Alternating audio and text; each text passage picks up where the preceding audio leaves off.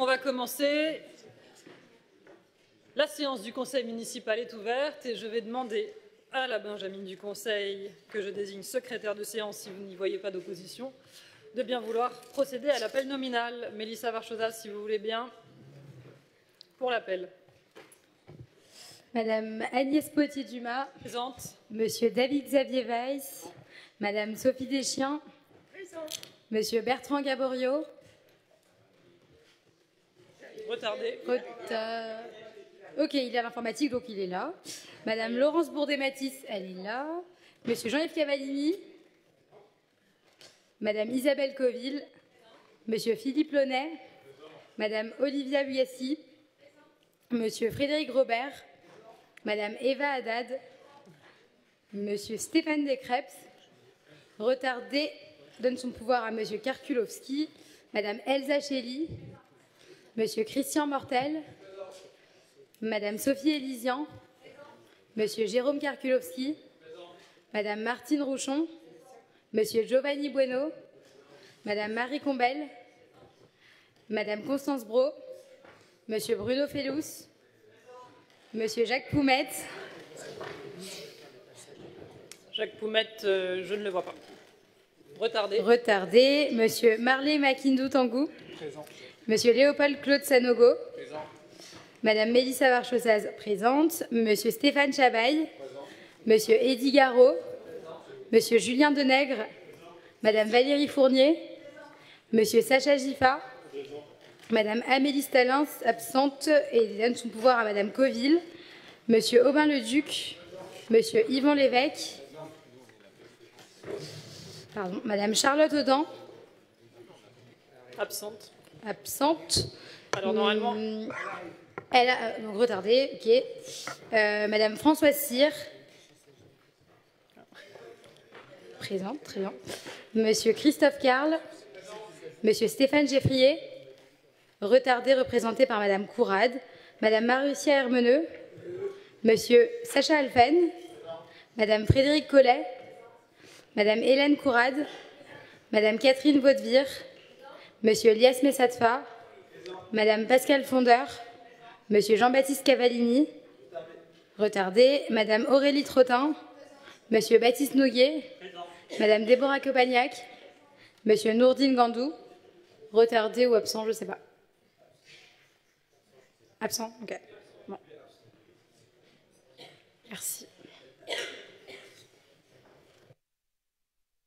merci. Alors je crois qu'il y a quelques perturbations sur la ligne 3. Stéphane Decreps, qui a pas mal de délibérations, est coincé dedans. J'espère que ça va se décoincer rapidement.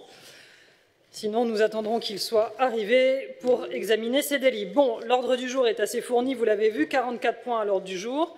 Je vous demanderai, s'il vous plaît, de bien vous en tenir aux délibérations et ce dont elles parlent. Arrivée de Madame Charlotte Audan, merveilleux. Car vous le savez, si vous avez d'autres sujets que vous souhaitez aborder, il y a des procédures bien formalisées, le vœu ou la question orale. Il se trouve que le groupe Levallois d'Avenir a fait usage de cette possibilité offerte à l'article 34 du règlement intérieur du conseil municipal, puisque nous avons reçu communication lundi 17 juin d'un vœu déposé par les membres du groupe Levallois d'Avenir. Il a été donc ajouté à cet ordre du jour et sera examiné en fin de conseil. Allez, nous commençons avec l'approbation du dernier conseil municipal du 27 mars dernier. Des remarques, des demandes d'ajout ou de modification? Il n'y en a pas. Je mets aux voix cette approbation du procès-verbal du dernier conseil. Qui est pour? Avis contraire? Abstention? Il n'y en a pas. Adopté à l'unanimité. Je vous remercie. Compte rendu des décisions municipales dont vous avez chacun pu prendre connaissance.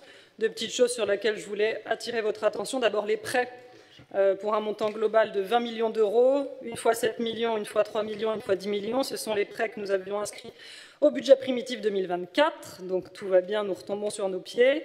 Et une autre décision municipale sur l'acceptation d'un don de l'artiste levalloisien très engagé dans la vie de notre commune, Zouliart, que vous connaissez que nous connaissons bien, qui a réalisé avec des jeunes du LSC Basket, notamment une quinzaine de jeunes du LSC Basket, une très belle fresque sur les quais de Seine à côté du basket park, mettant en lumière plusieurs grands noms du basket français, notamment certains ayant foulé le terrain levalloisien: LeBron James, Michael Jordan, Tony Parker, Victor Wembanyama, Mustapha Sonko, Terence Stansbury et Céline Dumer. Une fresque de 70 mètres de long sur 2,4 mètres de hauteur, dont l'artiste a fait don à la ville de Levallois. Un grand merci à lui. Est-ce qu'il y a des questions ou des remarques sur ces décisions municipales? Pas de difficulté. Je vous remercie. Nous passons aux affaires financières avec M. Robert, le compte de gestion de l'exercice 2023, puis le compte administratif pour lequel je devrais sortir, et enfin l'affectation du résultat 2023 et le budget supplémentaire 2024. Monsieur Robert, vous avez la parole. Merci, pour une présentation claire, succincte et efficace. Comme toujours. Merci, Madame le maire. Et si personne n'y voit d'inconvénient, étant donné que, comme tous les ans, je vais vous présenter les traditionnelles délibérations qui s'enchaînent les unes derrière les autres du compte de gestion, du compte administratif, l'affectation du résultat et le vote du budget supplémentaire. Et nous voterons le budget supplémentaire tout à la fin et je vais tout enchaîner. Je ferai juste une petite halte pour que Madame le maire puisse sortir au compte administratif. Donc, je vous rappelle, le compte de gestion est établi par le comptable public, contrairement au compte administratif que je vais vous présenter un petit peu plus tard, et qui, lui, est réalisé par les services financiers de la ville. Le compte de gestion, c'est un document de synthèse qui sert à justifier l'exécution du budget et à présenter l'évolution de la situation patrimoniale et financière de la commune, alors que le compte administratif, lui, c'est son pendant qui a exactement les mêmes chiffres au centime d'euro près. Sur le tableau que vous avez actuellement à l'écran, vous avez juste à retenir 3 chiffres, qui sont les 3 chiffres de la dernière ligne, à savoir que sur l'année 2023, la section de fonctionnement dégage un excédent de 20,2 millions d'euros, la section d'investissement dégage un excédent d'environ 1 million, et le total de l'excédent de la ville en 2023, toutes sections confondues, est à 21,2 millions. Voilà donc pour le compte de gestion. Je vais donc attaquer maintenant le compte administratif.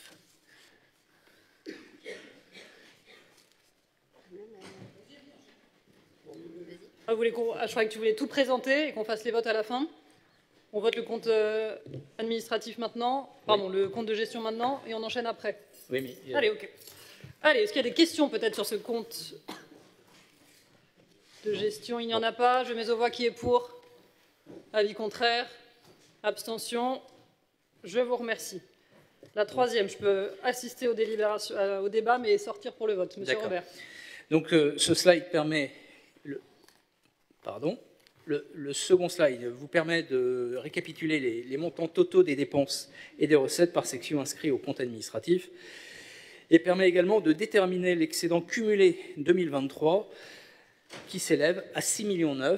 Nous étions à 5,6 millions l'année passée et nous étions, il y a 2 ans, ou tout au moins il y a maintenant 3 ans, mais il y a 3 exercices, à 4,2 millions en 2021.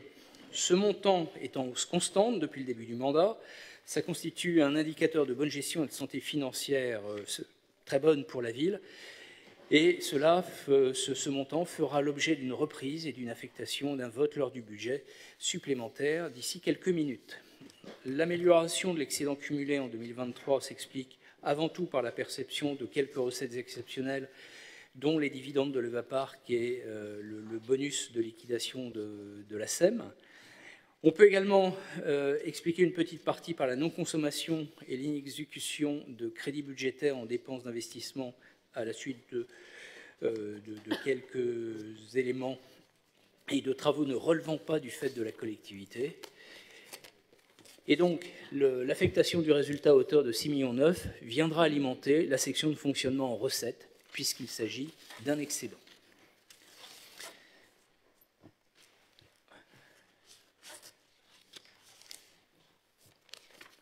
C'est bon pour tout le monde? Est-ce qu'il y a des questions? Alors, je vais vous laisser mettre aux voix, Monsieur Robert. Je sors, je reviens. C'est commode à chaque fois.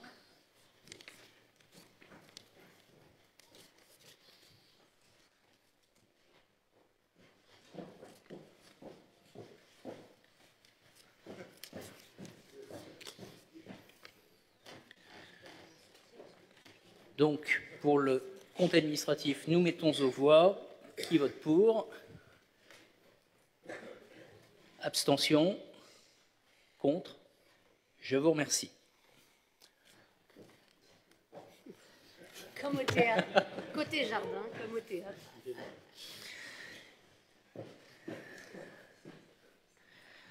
Nous allons donc maintenant passer au budget supplémentaire 2024. En termes, En termes de grande masse, ce budget supplémentaire 2024 acte un total de nouvelles dépenses réelles de 3,7 millions en fonctionnement et de 5,3 millions en investissement. Du côté des recettes réelles que je vais vous présenter... Je crois qu'on n'a pas voté, Frédéric, l'affectation du résultat. Tu ne l'as pas fait voter. Je vais la faire voter. L'affectation du résultat 2024, qui est pour? Avis contraire? Abstention? Je vous remercie. Le budget supplémentaire 2024 maintenant. Donc, en termes de grande masse, 3,7 millions de fonctionnement, 5,3 millions d'investissement sur ce budget supplémentaire. Du côté des recettes réelles qui vous seront présentées d'ici quelques minutes, vous verrez donc 3,5 millions ajoutés en fonctionnement et 17,6 millions en investissement. Ce dernier montant est essentiellement lié à l'excédent de fonctionnement capitalisé de 2023. Et du côté des dépenses réelles, 5,3 millions pour l'investissement et 3,7 millions pour le fonctionnement. Là encore, nous allons voir tout ce détail dans les slides suivants. Comme vous le savez, un budget n'est pas seulement constitué d'éléments réels qui se traduisent par des encaissements et des décaissements, il est aussi fait d'éléments d'ordre qui compliquent l'analyse, mais ont pour objet de matérialiser les grands rapports d'équilibre et de faire le lien entre les différents exercices.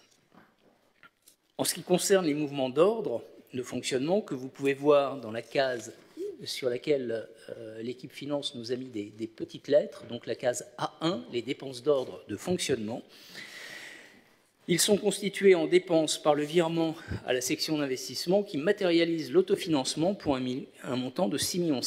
Ces 6,7 millions sont notamment financés par l'excédent 2023 que nous avons affecté dans la délibération il y a un instant, d'un montant de 6,9 millions en case A2.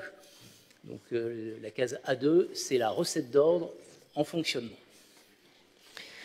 Concrètement, ça signifie que sur notre excédent 2023 de 6,9 millions, seuls 200 000 euros seront consacrés à de nouvelles dépenses de la section de fonctionnement et que 6,7 millions sont réinjectés au bénéfice de l'investissement. Et vous retrouvez cela dans la case A3, les recettes d'ordre d'investissement, qui se montent au total à 7,3 millions. Les 600 000 de différence, ce sont des recettes de restes à réaliser. Les dépenses d'ordre d'investissement en case A4 sont le besoin de financement de l'exercice 2023, constitué par le déficit d'investissement cumulé de 14 millions et la somme des restes à réaliser en dépenses. L'idée générale, c'est que pour pouvoir affecter à 2024 un excédent de l'exercice 2023, il convient de retracer également les déficits de l'exercice 2023 par des écritures spécifiques. Donc, l'ensemble de ces mouvements d'ordre et de ces mouvements réels fait un budget équilibré à 10,4 millions en section de fonctionnement, à 24,9 millions en section d'investissement, pour un total de 35,3 millions. Alors, on va rentrer dans le détail de toutes ces dépenses et recettes de fonctionnement et d'investissement. Du côté des dépenses en fonctionnement, on a d'abord 2,2 millions qui sont ajoutés au titre du chapitre des charges à caractère général, qui s'explique en partie par de nombreuses régularisations de crédits à la suite de certaines opérations d'appurement comptable réalisées en fin d'année 2023 et incombant au changement de nomenclature comptable, le passage de la M14 à la M17 que Mme Chauvin nous avait présenté il y a quelque temps.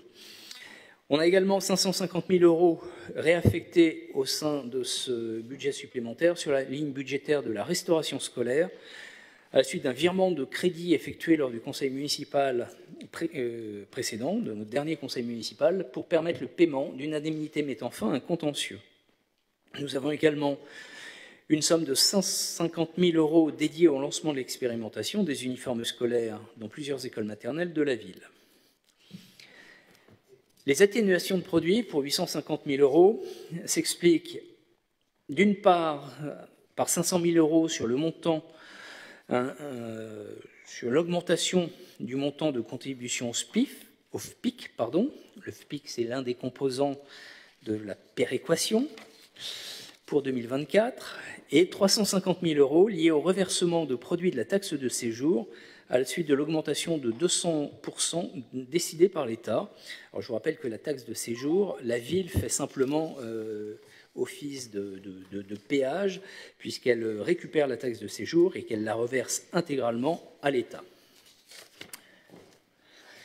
Les autres charges pour 417 000 euros correspondent à des indemnités de fin de bail pour les locaux Jean Jaurès en particulier, ainsi qu'à l'affectation de crédits à caractère prudentiel sur certaines lignes budgétaires, notamment pour l'annulation d'écriture sur des exercices antérieurs.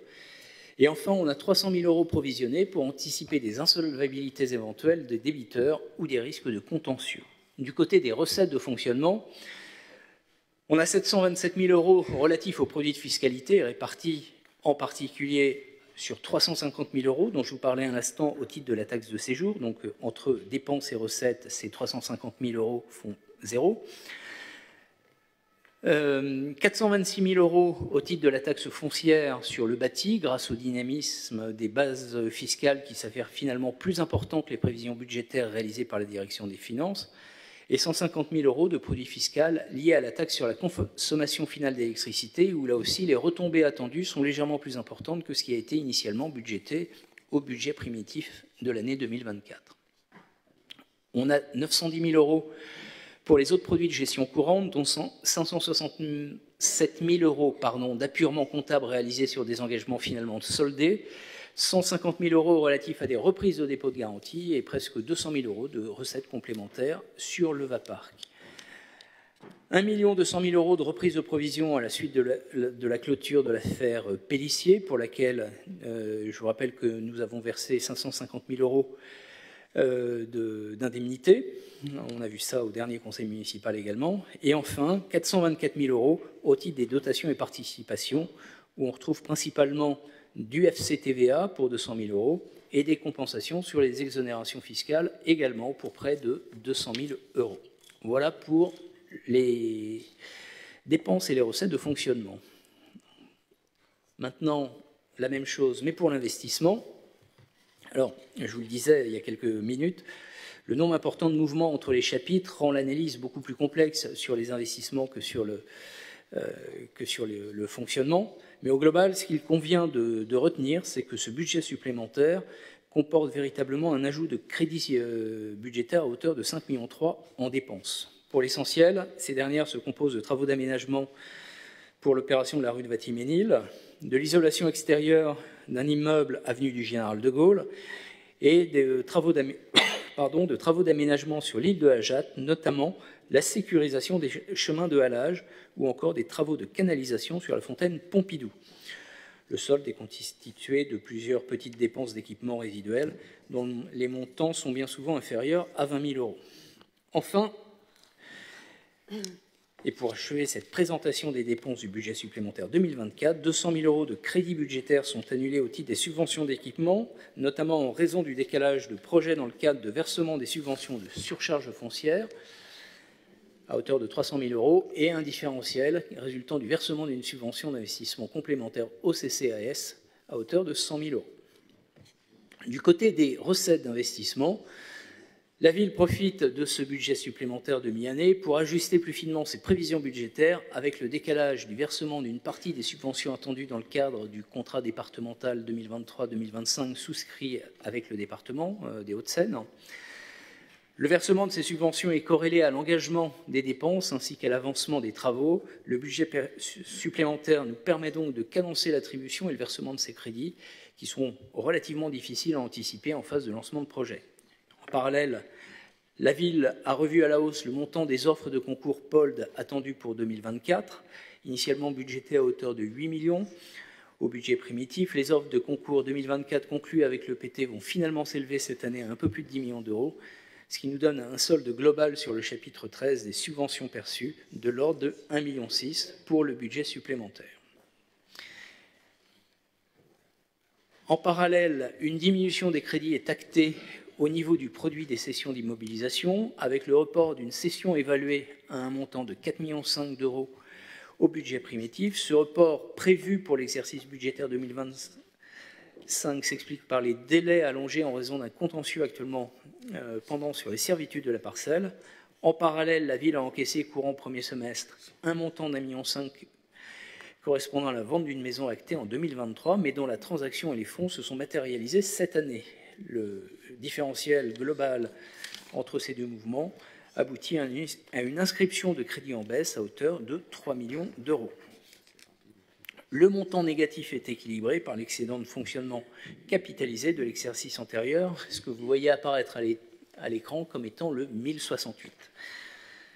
Voilà. J'attire votre attention sur le fait que malgré cette diminution et ce report de crédit, la municipalité soumet au vote du Conseil un budget supplémentaire en parfait équilibre, sans aucun euro de dette supplémentaire et sans aucune action sur le levier fiscal.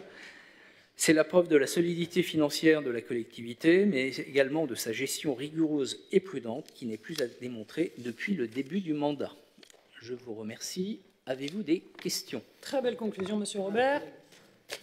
Est-ce qu'il y a des questions sur ce budget supplémentaire? Un peu plus de 35 millions d'euros. Madame Vaudevire. Attendez, j'arrive, pardon. C'est bon, voilà. C'est bon. Juste une toute petite précision, excusez-moi. C'est un montant modeste puisque vous précisez dans les mouvements réels concernant les dépenses réelles de fonctionnement, vous mettez par ailleurs 5 000 euros sont consacrés au versement d'une subvention unique à une association. Pouvez-vous nous préciser quelle association et pourquoi il était urgent de l'inscrire au budget supplémentaire? C'est une délibération qu'on évoque un peu plus loin, Madame Vaudevire. C'est la délibération numéro... Ah d'accord, excusez-moi alors. Numéro plus loin, je ne sais plus. Bon, on peut... Numéro 31. Attribution d'une subvention à l'association Les Institutions Sinaï. On en a parlé en commission, vous étiez là, oui, sur justement l'urgence de l'inscrire maintenant. Enfin, on en reparle, mais... D'accord, merci. C'est bon pour tout le monde? Allez, s'il n'y a pas de questions supplémentaires, je vais mettre au vote ce budget supplémentaire 2024 qui est pour. Avis contraire, abstention. Il est adopté, je vous remercie. La numéro 6, on reparle des offres de concours. Souvenez-vous, nous en avions déjà parlé l'année dernière. C'est un mécanisme qui nous permet de récupérer une somme non négligeable à Pold. Vous le savez, à Pold, notre territoire Paris-Ouest La Défense, depuis l'origine de la création de ce territoire, nous fonctionnons avec des budgets en silo, c'est-à-dire que chaque ville conserve ses recettes et ses dépenses qui ne viennent pas abonder les dépenses des communes du territoire. Dans notre silo étaient bloqués depuis plusieurs années beaucoup d'excédents de CFE, cotisation foncière des entreprises, que nous n'arrivions jusqu'alors pas à récupérer. Voilà, parce que aucun mécanisme ne le prévoyait, ou aucun des mécanismes, ne le prévoyait explicitement. Nous avons travaillé quand même pour essayer de voir ce qu'il était possible de faire avec les services juridiques de Pold, avec les services juridiques de la ville, et nous sommes entendus sur ce mécanisme qui s'appelle mécanisme, je suis fatiguée, d'offre de concours, qui nous permet de manière tout à fait légale et transparente de pouvoir récupérer ces sommes qui donc appartiennent aux Levalloisiens, j'ai envie de dire, et de pouvoir financer des projets levalloisiens avec ces montants-là. Donc cette année, ce sont plus de 10 millions d'euros qui sont ainsi récupérés grâce à ce mécanisme. Vous avez dans la délibération tous les projets qui bénéficieront de ces crédits, et notamment deux gros montants que vous retrouvez sur le tableau joint à la délibération. 3 626 000 euros pour la maîtrise d'œuvre du projet de réhabilitation et d'extension du groupe scolaire Anatole France, projet dont nous avons beaucoup parlé ici, et un peu plus de 3 millions d'euros aussi pour la rénovation et la réhabilitation d'un immeuble de bureaux rue de Vatiménil, dans lequel nos services techniques vont s'installer d'ici quelques jours, puisque le déménagement des services techniques est en train d'avoir lieu, et ils seront donc définitivement installés d'ici la fin de la semaine ou début de semaine prochaine, c'est ça Guillaume? Oui. Voilà, suivra la DPRSE, l'informatique et le garage municipal dans un second temps. Voilà, vous avez aussi 400 000 euros pour la toiture végétalisée du groupe scolaire Maurice Ravel, autre projet dont on a parlé ici. Voilà, cette délibération nous permet de réactiver ce mécanisme d'offre de concours pour financer ces différents projets importants pour la ville. Est-ce qu'il y a des questions, des oppositions? Il n'y en a pas. Je mets aux voix qui est pour. Avis contraire, abstention, adopté à l'unanimité. Je vous remercie. Monsieur de Crepes, qui s'est sorti de la ligne 3 et de ses plaisirs quotidiens. Ah oui, alors moi, il faut que je m'en aille. Je vais prendre la ligne 3, du coup. Donc, Monsieur de Crepes fera la 7, la 8, la 9 et la 10. Je sortirai sur la 7, je sortirai sur... Alors, avec tous les membres qui siègent à l'OPH Rive de Seine Habitat. Sur la 8, je sortirai avec Monsieur Robert, si je puis m'exprimer ainsi. Et sur la 9, avec Madame Bourdet-Matisse. Tous les autres membres de l'OPH, tous les administrateurs de l'OPH pourront rentrer dès la fin de la 7e. À tout à l'heure. Tout le monde a compris. Oui. Ah oui, moi aussi.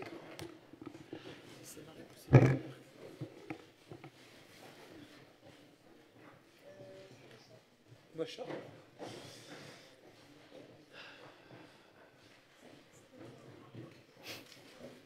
Je sors pas, Sylvain. Non. La prochaine. Ah oui, je sors. Ben, je crois. Oui, ça. Ce serait...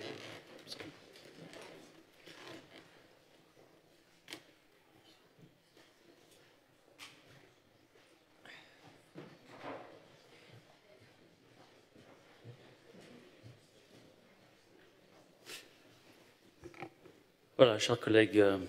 Oui, je vous présente une délibération dont l'objet est d'accorder à hauteur de 100% une garantie d'emprunt sur une opération réalisée par l'OPH Rive de Seine Habitat, voilà, pour un prêt contracté avec la Caisse des dépôts et consignations pour un montant de environ 5 340 000 €. L'objet des travaux est la rénovation des balcons de résidence qui sont mentionnés dans le dossier que vous avez reçu. Voilà, et ça concerne environ 634 logements situés rue d'Alsace pour certains et rue de Lorraine pour d'autres. Voici. Est-ce qu'il y a des questions à ce sujet? Non. Donc nous allons procéder au vote. Qui vote contre? Abstention? Ok, unanimité. Merci beaucoup. Ensuite, effectivement, alors, Madame Bourdet-Matisse. Non, on va faire les trois en même temps. Voilà. Comme ça. Voilà. Donc, je vais également vous présenter trois délibérations qui concernent, alors c'est un peu les délibérations marronniers. On va laisser à nos collègues qui peuvent réintégrer le conseil s'installer. Donc effectivement, c'est un peu un marronnier de ce conseil municipal. Donc ce sont des renouvellements de conventions pour l'attribution d'une participation financière de la ville aux frais de fonctionnement d'écoles sous contrat d'association. Donc sont concernés l'école Émilie Brandt, l'école Sainte-Marie et l'école Aide et Éducation pour la classe de CP qui, elle, est sous contrat. Voilà, donc sur les montants, ce sont les mêmes montants pour tous. Et donc pour l'école Émilie Brandt, qui bénéficie d'une participation financière de la ville pour l'école maternelle, le montant par élève s'élève à 1 168,50 €. Et vous avez le détail, je pense, dans votre dossier. Sinon, j'aurai plaisir à vous le donner. Est-ce qu'il y a... Alors, on va procéder par école, mais globalement sur l'ensemble, est-ce qu'il y a des questions? Donc, s'il n'y a pas de questions, je vous propose donc de passer au vote des délibérations. Donc, nous allons commencer par le renouvellement de la convention pluriannuelle et attribution d'une subvention de fonctionnement à l'école Sainte. On commence par Sainte-Marie, c'est ça? Sainte-Marie de Levallois pour l'année scolaire 2024-2025. Est-ce qu'il y a des oppositions? Abstention? Unanimité? Merci beaucoup. Renouvellement de convention pluriannuelle et attribution d'une subvention de fonctionnement à l'école nouvelle Émilie Brandt pour l'année scolaire 2024-2025. Y a-t-il des oppositions? Abstentions? Donc, vote à l'unanimité. Merci, chers collègues. Et enfin, renouvellement de convention pluriannuelle et attribution d'une subvention de fonctionnement à l'école nouvelle. Non, ça c'est déjà fait. Voilà, attribution d'une subvention de fonctionnement à l'école aide et éducation, toujours pour l'année scolaire 2024-2025. Des oppositions? Abstentions? Donc, unanimité. Merci beaucoup. Et nous allons pouvoir rappeler les autres conseillers municipaux et adjoints à rejoindre le Conseil. Merci.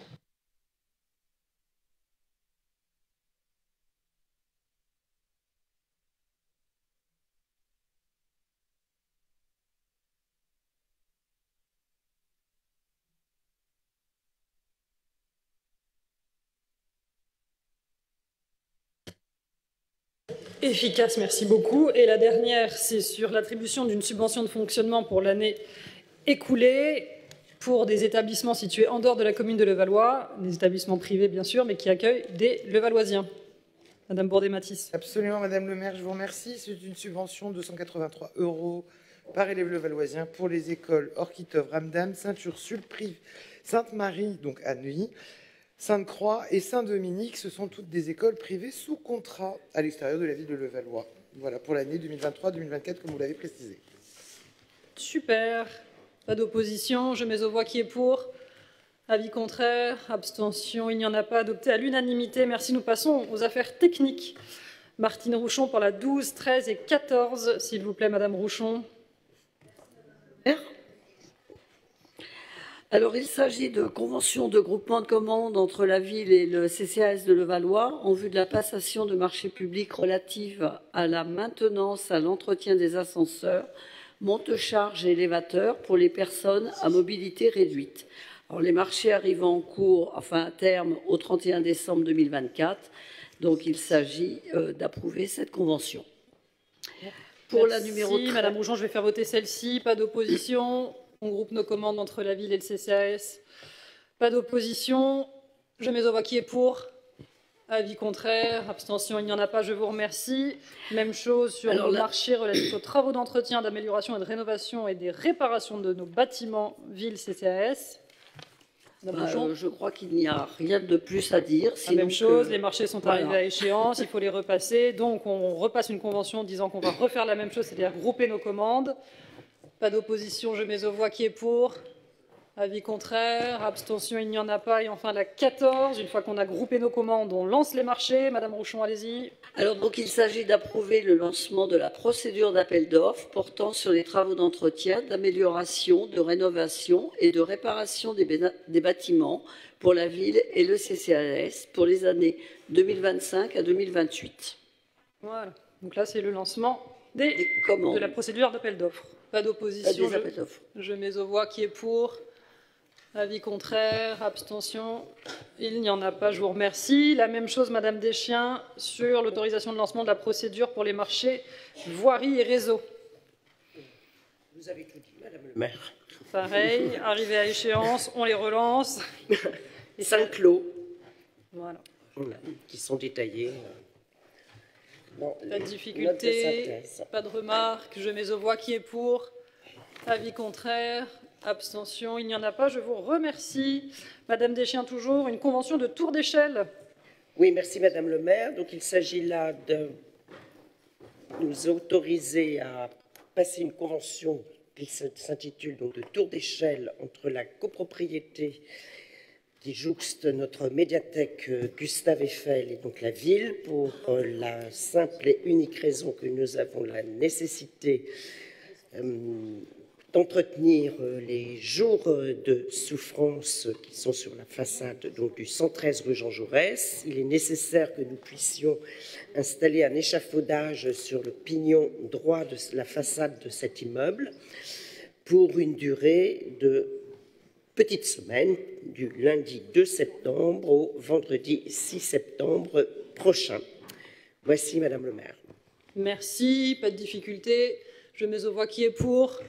Avis contraire, abstention, il n'y en a pas. Je vous remercie. La 17.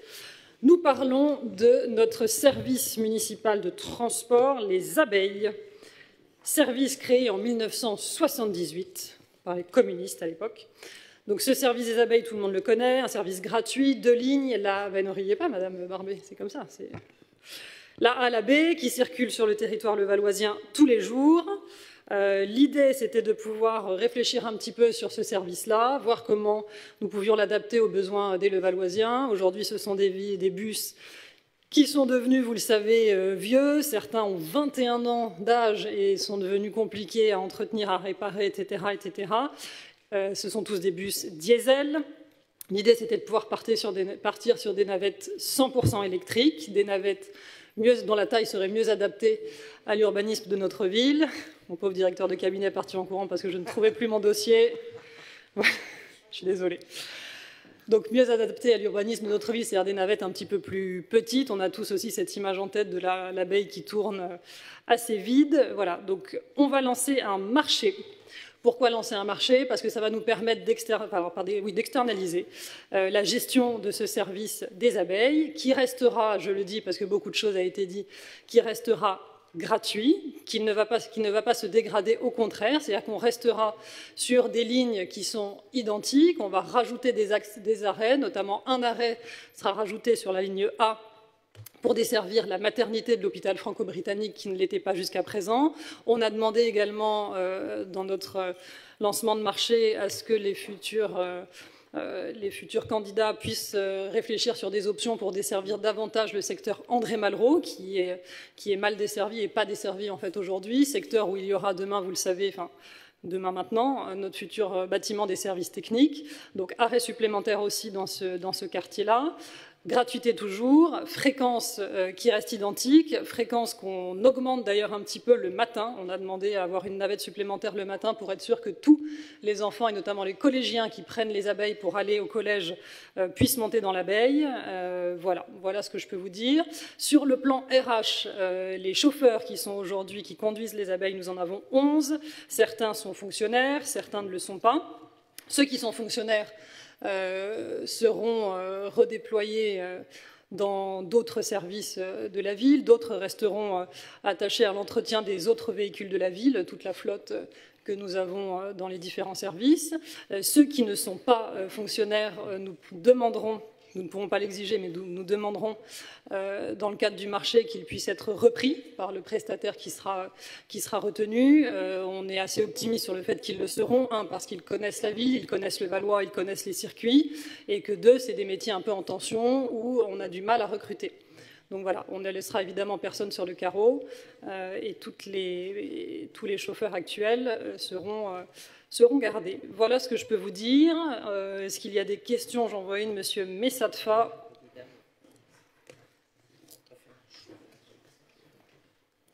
Allez-y.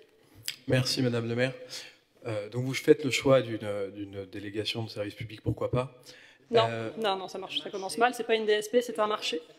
Et vous fonctionnez, donc le marché, vous allez l'ouvrir, donc vous allez changer la flotte. Très bien, vous partez sur un marché qui va fonctionner sur 10 ans. Pourquoi fonctionner sur 10 ans alors que la majorité des marchés sont plutôt sur 5, peut-être à cause des véhicules? Vous faites le choix de réduire la taille des bus des abeilles. C'est plutôt une bonne chose compte tenu de la géographie de la ville, mais on a quand même des différences de fréquence et d'occupation et d'usage en fonction des heures. Est-ce que vous avez réalisé des études pour être sûr qu'au moment du ramassage scolaire, ou enfin vers 8 heures et vers 16 heures, l'ajout d'une navette supplémentaire sur le circuit permettait de tout combler? Parce qu'on a malgré tout, même si la plupart du temps l'abeille est parfois un peu trop vide, on a à ces heures-là des bus un peu bondés, ce qui est plutôt normal. Voilà. Et sur la question des arrêts supplémentaires, on a la chance aujourd'hui d'avoir un tramway, après beaucoup de travaux qui a ouvert aujourd'hui. Est-ce que vous avez envisagé, même si c'est sur le territoire de Paris, de faire passer la ligne vers le boulevard de Reims pour pouvoir faire un arrêt à ce moment-là et pour pouvoir raccorder les abeilles à d'autres moyens de transport. Alors, un arrêt près du boulevard de Reims supplémentaire, la réponse est non. Est-ce qu'on a anticipé le fait qu'il y avait une plus grosse fréquentation à certains horaires? Oui. Je vous l'ai dit, notamment le matin, pour ne pas avoir d'enfants qui ne montent pas dans l'abeille parce que l'abeille serait pleine. On a une deuxième abeille qui partira à 5 minutes d'intervalle, c'est-à-dire qu'on n'attendra pas les 20 minutes, mais 5 minutes après le premier passage. Alors, je ne sais plus quel est le passage qui ramasse les enfants qui partent au collège et à l'école, mais 5 minutes après, on a une deuxième navette qui part pour être sûr que tous les enfants puissent monter. Et si on doit réadapter à la marge, si vraiment on se rend compte que ça reste encore insuffisant, je ne le crois pas, mais c'est toujours possible qu'il faille réadapter quand on fonctionne de manière différente, on le fera bien évidemment. Donc voilà l'arrêt supplémentaire, la fréquentation le matin. Pourquoi 10 ans alors que traditionnellement on est plutôt sur 5? C'est 8 ans. Donc pourquoi 10 alors? Ouais, alors là... Ah oui, comptez de là. Par ailleurs, les nouvelles normes concernant les véhicules de transport impliquent de lourds investissements. D'accord, mais ce n'est pas 8 ans, on est bien d'accord que j'ai... Pour cette raison, la ville souhaite confier leur acquisition et l'exploitation par le biais d'un marché pour une durée de 8 ans. Sur, ici. C'est bizarre, moi j'ai vu 10 ans aussi. Hein. Alors 10 ans, effectivement, c'est la convention consignée avec Île-de-France Mobilité qui nous délègue la compétence pour pouvoir exploiter ce service des abeilles. D'accord, et au bout de ces 8 ans 8 ans, on regarde des investissements conséquents. Effectivement, un véhicule comme ceux qui vont tourner sur la ville, c'est à peu près 300 000 €. D'accord. Et une fois, imaginons, on se projette un peu dans 8 ans, on peut obliger derrière, lors du marché, à ce que ces véhicules soient repris par un autre... Alors, dans la convention dans le marché tel qu'on le passe, on demande à ce que les véhicules qui circulent sur la ville de Levallois aient une durée maximum de 5 ans. Que ce soit des véhicules de 5 ans maximum. D'accord. Et une fois qu'ils ont atteint l'âge de 5 ans, ils sont renouvelés. Ça permet d'éviter la flotte très vétuste, comme on peut l'avoir aujourd'hui, encore une fois, avec des véhicules qui ont 21 ans, je ne sais plus combien d'années, enfin bon, 21 ans, 16 ans, je ne sais plus quoi. 21 ans, 16 ans et 6 ans. Voilà. OK. Pourquoi on n'est pas sur 5 ans si on change tous les 5 ans? Comment? Parce que l'investissement, c'est parce que... oui, d'accord, OK. Et alors, Madame Vaudevire, vous m'aviez posé une question en commission sur le coût, parce qu'effectivement, donc le principe du marché, c'est que nous, on paye directement le futur attributaire de ce marché-là. On estime que ce nouveau marché coûterait à la ville à peu près entre 1 et 1,3 million. Voilà, c'est ce qu'on va payer aux prestataires pour ce service. Actuellement, on est sur un coût fonctionnement, entretien, c'est-à-dire paiement des salaires de nos chauffeurs, gestion de la flotte, essence, etc., à un peu moins de 900 000 €. Mais avec des investissements lourds qui allaient arriver, parce qu'effectivement, cette flotte très vieillissante, on aurait été obligé de la remplacer. Et là, on parle, encore une fois, sur ces véhicules-là, alors autant les véhicules électriques, ils sont encore plus chers, mais ces véhicules-là, si on avait dû les remplacer, on parle de plusieurs centaines de milliers d'euros à investir aussi. Voilà. Est-ce qu'il y a d'autres questions? Il n'y en a pas. S'il n'y en a pas, je mets aux voix sur cette délibération numéro 17. Qui est pour? Avis contraire? Abstention. Abstention. Ah, pourtant, c'est hyper écolo, c'est bien. Je ne sais plus quoi faire, moi. Allez, la 18, Monsieur Cavallini. Bah, là aussi, c'est bien. On parle d'écologie encore ce soir. Et d'environnement. Allez-y. Ah ben non. Merci, Madame le maire.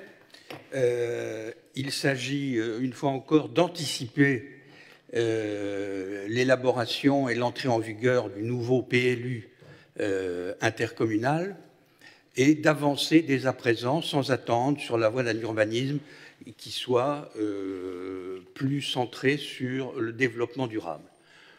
Je rappelle que ce Conseil a déjà adopté des règles spécifiques sur 2 parcelles dont on peut penser qu'elles sont appelées à muter, comme on dit, et donc donner lieu à des projets d'urbanisme qui seront donc plus sévèrement encadrés que si nous étions restés avec l'application pure et simple des règles de droit commun qui existent sur la commune. Là encore, donc, nous anticipons, cette fois par l'adoption d'un guide habitat durable. Et cette délibération a donc un double objet. D'une part, prendre acte de ce guide dont je vais vous dire quelques mots, et ensuite approuver une convention de partenariat avec un organisme certificateur indépendant qui s'appelle le CERCAL, et autoriser Madame le maire à signer cette convention. Le guide lui-même, je pense que vous l'avez dans vos dossiers. Il sera bien sûr sur le site internet de la ville et à disposition à la fois des acteurs de l'immobilier, mais aussi de l'ensemble des habitants de Levallois. C'est un guide pour lequel je dois, avant d'en parler plus en détail, remercier le service urbanisme qui a travaillé d'arrache-pied depuis plus de 2 ans maintenant là-dessus, le service du développement durable qui a pris sa part, le service de la voirie, vous verrez qu'il y a toute une partie qui le concerne très directement et qu'ils ont fortement contribué à charpenter. Et enfin, le Conseil d'architecture, d'urbanisme et de l'environnement du département des Hauts-de-Seine, qui en a été l'architecte général. Alors, ce guide, il a en fait il a 3 parties. Une première partie qui est illustrative, qui reprend l'historique de Levallois et qui présente un certain nombre de types d'habitats ou d'aménagements qu'on retrouve sur notre ville et qui crée son identité. Alors c'est toujours intéressant de voir d'où l'on vient, les étapes par lesquelles on est passé. C'est intéressant aussi pour les acteurs nouveaux à qui ça fait gagner beaucoup de temps. Ça leur permet de mieux comprendre l'identité de notre ville et pas de proposer des projets qui de toute façon vont être retoqués quand ils viendront en examen en service. Et on en a vu passer, Jean, il y a eu des trucs un peu farfelus où on s'est dit... Et on en a vu quelques-uns. La deuxième partie, ce sont des préconisations qui s'appliquent, comme l'ensemble du guide d'ailleurs, uniquement au logement collectif neuf et logement collectif réhabilité. Ces 28 préconisations, elles portent sur des sujets divers et variés, la manière d'aménager les cœurs d'îlots, les espaces partagés, la manière de traiter les toitures, les terrasses, l'espace extérieur, les façades, quels matériaux, etc. Je ne vais pas les détailler ici. Ce sont des préconisations. Ne nous trompons pas, les seules obligations que nous sommes en droit d'imposer, ce sont celles du Code général de l'urbanisme et de notre PLU. Tout ça, ça changera dans les années à venir. Jusqu'à présent, on met tout cela sous forme de préconisation. Donc nous n'avons pas juridiquement la possibilité d'imposer aux porteurs de projets. En revanche, dans le cadre de discussions informelles, appelons-les comme ça, oui, ce sont des points que nous pourrons faire avancer beaucoup plus facilement après l'adoption de ce guide. Enfin, la troisième partie, elle comporte des engagements, et plus précisément 2 engagements. Le premier, c'est l'engagement pour un chantier à faible nuisance, un chantier propre, un chantier moins poussiéreux, un chantier respectueux de son environnement, c'est-à-dire, quand on parle de l'environnement, ce n'est pas un terme générique, on parle de l'environnement immédiat et des voisins. Toutes ces règles, en fait, dans leur grande majorité, existent. Elles sont déjà mises en œuvre de manière ponctuelle. Il s'agit là de les systématiser dans un document unique qui sera exigé de chaque constructeur lorsqu'il viendra dans les services et qu'il demandera son autorisation de voirie et l'autorisation de commencer son chantier. C'est quelque chose, c'est un outil qui nous paraît essentiel pour changer le rapport que les riverains auront avec les chantiers à venir. Et puis, le deuxième engagement, c'est une certification. La ville exigera de tous ceux qui seront amenés à construire ou à réhabiliter sur le Levallois la recherche d'une certification CERCAL. Le CERCAL étant un organisme tiers, indépendant, connu, qui sera capable d'objectiver les attendus de chaque construction. Il y a, à ma connaissance, déjà 7 chantiers qui ont été concernés par cette certification du CERCAL. avec un niveau qu'on appelle basique. C'est un peu péjoratif, mais c'est celui qui est retenu. En revanche, dans le cadre de ce guide, ce n'est pas ce niveau basique qui est attendu et qui sera exigé, c'est le niveau supérieur avec une recherche d'éléments centrés sur la qualité de vie et le développement durable. Niveau supérieur, au jour d'aujourd'hui, il y a 2 opérations qui seront en passe de certification, les 2 menées par l'Office de l'Habitat de Levallois.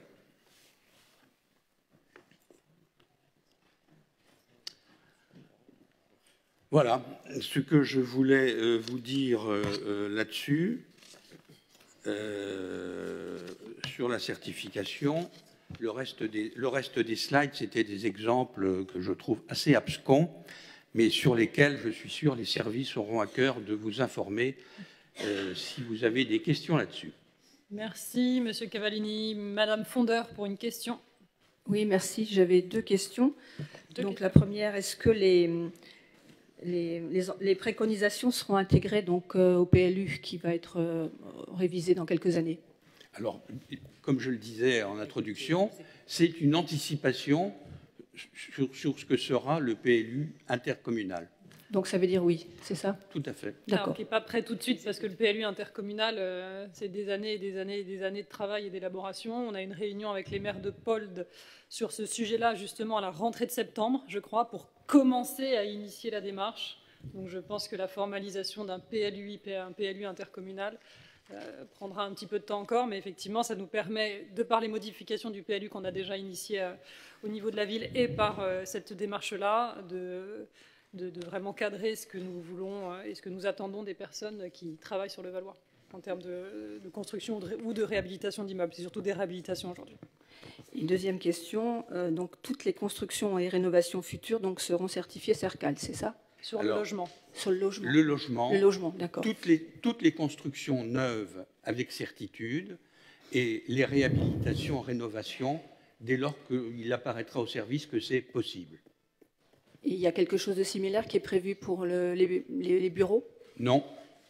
Non, parce que l'expérience au quotidien montre que les investisseurs de bureaux ont besoin, pour placer leur offre aujourd'hui sur un plan commercial, d'aller vers un optimum en termes de certification et de résultats attendus, d'isolation, d'utilisation des matériaux, etc. Donc ils sont très au-delà de la réglementation actuelle, déjà. D'accord. Écoutez, nous voterons pour ce guide. Je vous en remercie. Merci Madame Fondeur. D'autres remarques? Frédéric est très vexé que vous soyez abstenu sur son budget supplémentaire, je vous le dis. Allez, je mets aux voix. Qui est pour? Avis contraire? Abstention? Il n'y en a pas. Adopté à l'unanimité, contrairement au budget supplémentaire de Frédéric Robert. Madame Coville, pour la définition à Levallois d'une zone d'accélération des énergies renouvelables. Merci Madame le maire. En préambule, les zones d'accélération dont il est question d'énergie renouvelable sont des zones considérées comme adaptées à l'implantation de projets de production d'ENR. Il fallait le dire en introduction pour qu'il n'y ait pas d'ambiguïté. Les entreprises de production seront incitées à privilégier ces zones pour lesquelles leurs projets seront instruits plus rapidement par les services de l'État. On ne pouvait pas passer à côté d'une opportunité d'avoir un peu plus de rapidité de la part des services de l'État. Et donc, nous avons évidemment délimité un certain nombre de zones pour répondre à ces critères. Elles bénéficieront également de conditions économiques avantageuses, notamment pour revendre l'énergie produite aux opérateurs. Par contre, ces zones d'accélération ne garantissent pas à un projet la délivrance de son autorisation et de son permis.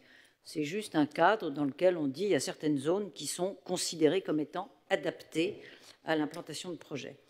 Les zones d'accélération d'énergie renouvelable concerneront uniquement les projets portés par des entreprises de production et elles ne changent rien pour les particuliers. Très important. Qu'est-ce que ça veut dire pour Levallois? Effectivement, la ville de Levallois continuera à poursuivre une politique d'accompagnement des copropriétés, particuliers et entreprises tertiaires, du domaine tertiaire, dans leurs projets de production d'énergie renouvelable et dans leur souhait de vouloir économiser également l'énergie dans leurs bâtiments. Je rappelle que nous avons un accueil des permanences de l'Agence locale de l'énergie et du climat tous les mois à Levallois pour les copros, les particuliers et même les entreprises qui souhaitent se renseigner sur les possibilités d'économiser l'énergie dans leur espace. Au mois de novembre, très exactement le 16 novembre, mais comptez sur moi, vous aurez des informations sur cet événement. Nous aurons un forum Habité durable, dans lequel d'ailleurs on diffusera l'excellent document dont nous venons de parler avec M. Cavallini, qui a fait l'unanimité. Et nous aurons un forum Habité durable avec la LEC à Levallois sur une journée entière. Et un outil mis à disposition par POLD qui s'appelle le cadastre solaire, qui couvre le territoire de la commune et qui permet aux administrés d'identifier le potentiel solaire de leur toiture. Ça permet quand même aux particuliers, aux copros et aux entreprises de ne pas se lancer dans des études et des projets sans savoir si ça vaut le coup et si l'ensoleillement est suffisant. Voilà. Madame le maire, en résumé cette délibération, je précise qu'il y a naturellement, comme toujours dans ce genre de délibération, des modalités de concertation du public. Cette concertation va être ouverte à partir du 24 juin, c'est-à-dire, si je ne me trompe, lundi prochain, jusqu'au 12 juillet. Elle existera en format papier, qui est mis à disposition probablement au service de l'urbanisme, mais également naturellement en format numérique grâce à la plateforme Pensons Ensemble à Levallois. Pensons Ensemble Levallois. Voilà ce que je pouvais dire sur ce dossier. Merci beaucoup, Madame Coville. Donc, on l'a bien compris, vous l'avez bien expliqué. Cette délibération ne s'adresse qu'en fait aux grosses entreprises de production d'énergie renouvelable qui, si elles veulent venir à Levallois, toc, toc, toc, bonjour, je fais telle ou telle énergie renouvelable, où est-ce que je peux m'implanter? On leur apporte une réponse. S'ils font de l'éolien, on leur dit que c'est non. S'ils font des grosses fermes de panneaux photovoltaïques, on leur dit que c'est non. Par contre, s'ils veulent développer les réseaux de chaud, les réseaux de froid, comme indiqué dans la délib, ou faire des recherches sur la géothermie, on leur dit OK sur le périmètre défini dans cette délibération, c'est-à-dire réseau de chaud et de froid, tout le territoire levalloisien à l'exception de l'île de la Jatte, et la géothermie, un territoire plus restreint, identifié comme potentiellement favorable au développement de cette énergie renouvelable-là. Et pour tous les particuliers qui voudraient mettre des panneaux photovoltaïques ou autres sur leur toiture, ils peuvent évidemment avancer sans ça qui ne les concerne pas, avec notamment le cadastre solaire, comme l'a dit Madame Coville, qui permet à chacun de regarder via ce site internet sur lequel vous pourrez le trouver, si oui ou non votre copropriété a une situation assez favorable pour pouvoir bénéficier ou pas de panneaux photovoltaïques en toiture. OK pour tout le monde? Pas de difficulté? Allez, je mets au voie cette délibération numéro 19. Il y avait une question. Ah pardon, Maroussia. Oui, vous êtes toute discrète aussi, pardon. Allez-y. Pardon. Bonsoir Madame le maire, bonsoir Madame Coville, bonsoir tous vos chers collègues. J'avais juste une question. Est-ce que vous avez été contacté par une entreprise productrice d'énergie renouvelable pour lancer ce projet ou... Non, c'est une obligation légale de l'État. Comme la délib commence, la loi de 2023, du 10 mars 2023, relative à l'accélération de la production des énergies renouvelables, dite loi APER, qui demande à chaque commune de définir ce périmètre-là. Oui, non, mais je me disais, ça aurait pu être intéressant si quelqu'un avait contacté... Quelqu'un qui est venu nous voir pour nous demander où est-ce qu'il pouvait installer tout ça. Non. Merci. OK, je mets aux voix s'il n'y a pas d'autres questions. Qui est pour? Avis contraire? Abstention, il n'y en a pas. Adopté à l'unanimité, je vous remercie. Nous repartons avec M. Decrepes, c'est pareil, tout le conseil d'administration de l'OPH Rive de Seine Habitat qui va devoir sortir pour la 20, la 21, la 22.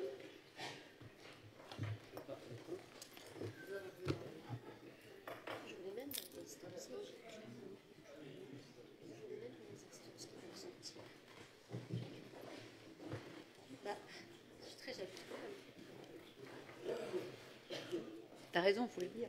Oups.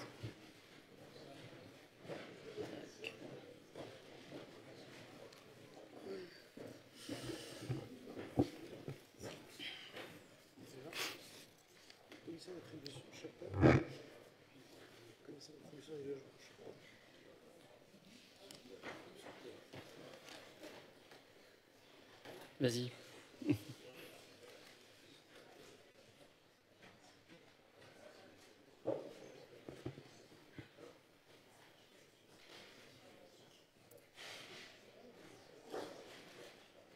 Ok, merci. Donc cette première délibération a pour objet un rehaussement des droits de réservation sur 2 programmes immobiliers qui ont bénéficié de subventions de surcharge foncière de la ville. Donc 116-118 rue Anatole France pour 4 400 000 € et 1,2 million pour le 87 bis, 89 bis et 89 terre rue Édouard Vaillant. Donc du coup, on passe avec cette nouvelle convention, donc nous passerions d'un droit de réservation sur le programme Anatole France de 18 à 88 logements, donc plus 70. Et pour l'autre programme, 24 logements, donc plus 19 logements en droit de réservation. Voilà. Est-ce qu'il y a des questions par rapport à cette délibération? Ok, donc nous allons procéder au vote. Y a-t-il des oppositions? Abstentions? Donc unanimité. Merci, chers collègues.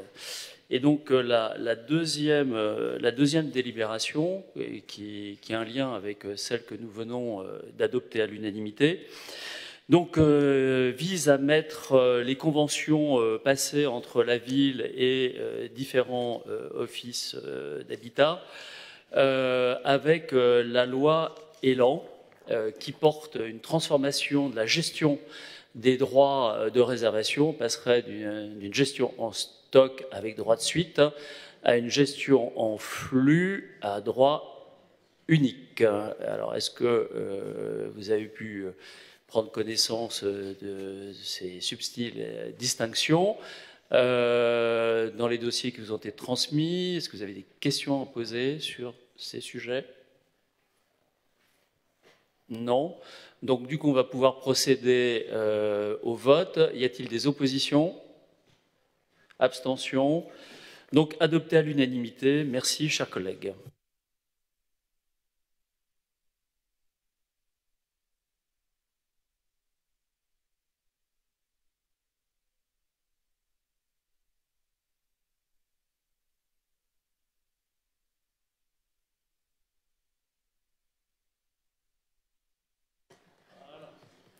Merci, Monsieur de Crepes. Il s'agit du renouvellement de la convention avec l'Office public de l'habitat Rive de Seine, Habitat, pour l'entretien de ses espaces extérieurs. Cette présente convention concerne l'entretien des espaces verts, des allées, de l'éclairage et de la vidéoprotection des secteurs attenant à des parcs et squares avec lesquels il constitue une entité cohérente. Cela concerne 17 sites. Les espaces verts et voiries concernés seront entretenus par la ville. Cela concerne les tontes, le ramassage des feuilles, le nettoyage de la voirie, la taille des arbustes, l'entretien des réseaux et les équipements d'éclairage. La présente convention sera conclue à compter du 1er janvier 2025 pour une année civile dans la limite de 4 fois. Il est demandé au Conseil municipal d'approuver le renouvellement de cette convention.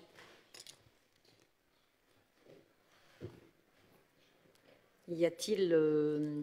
Je procède au vote. Parfait. Y a-t-il des questions? Non. Y a-t-il des votes contre?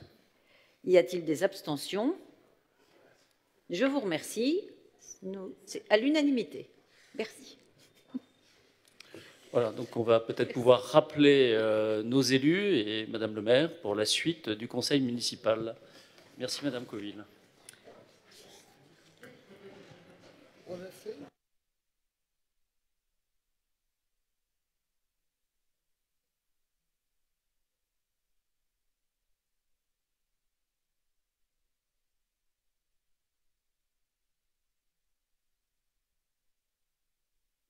Allez, merci beaucoup.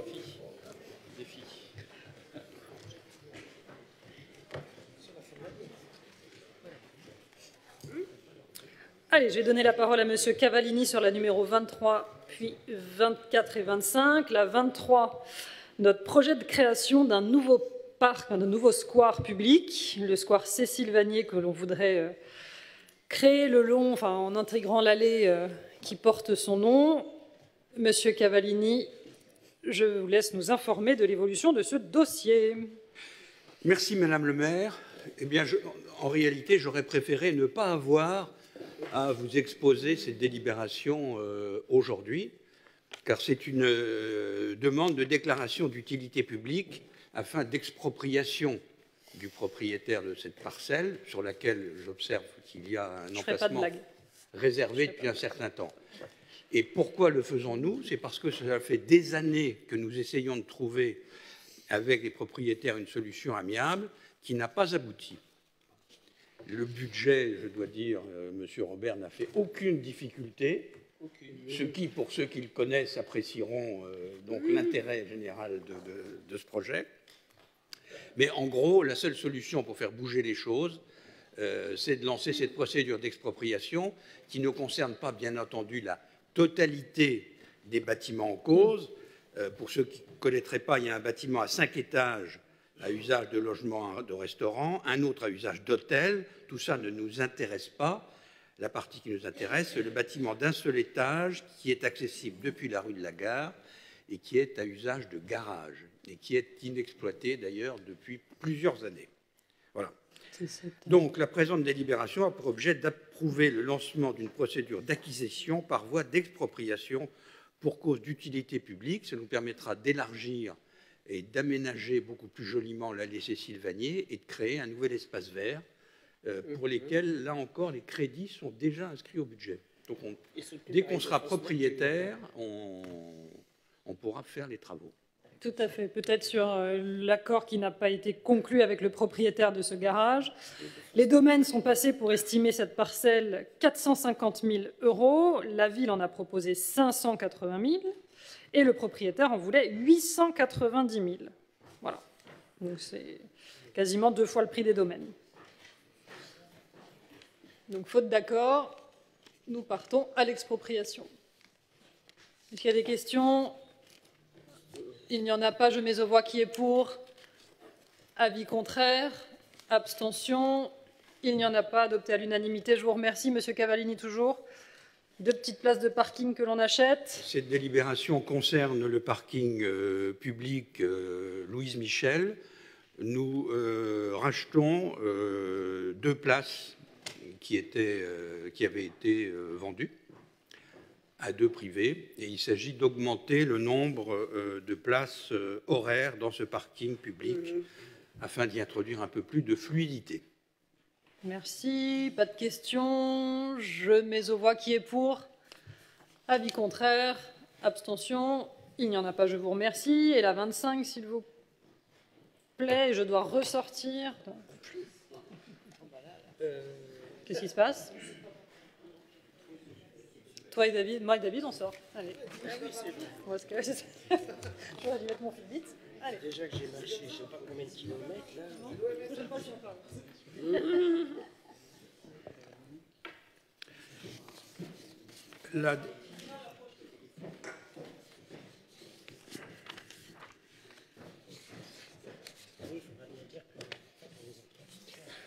La délibération 25 a pour objet de permettre l'acquisition de différentes parcelles.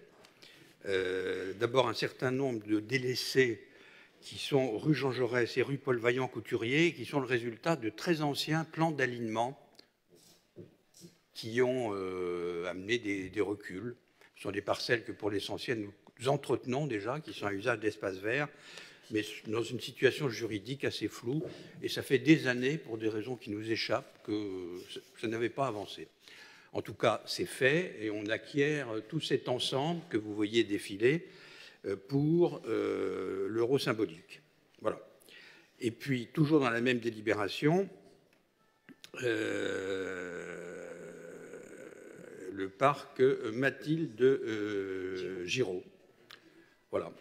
La ville et le département signaient un bail amphithéotique en 81. Et puis, voilà. Donc, l'emprise dédiée au stade, les espaces et trottoirs attenants vont ainsi se trouver dans une meilleure situation. Et il reste à régler, si je ne me trompe pas, la situation pour 2 bâtiments, la résidence pour personnes âgées Mathilde Giraud et le pavillon Henri Salvador. Pour les connaisseurs, ils le savent. Et s'il y avait des ignorants, c'est le pavillon des boulistes. Autant dire un point stratégique de la ville de Levallois. Absolument.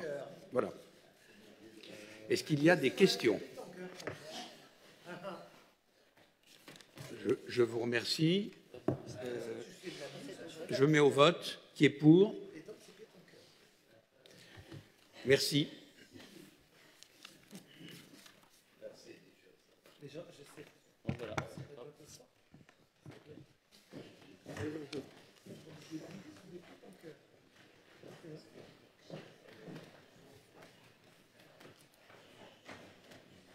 C'est comme le tennis de table et le ping-pong.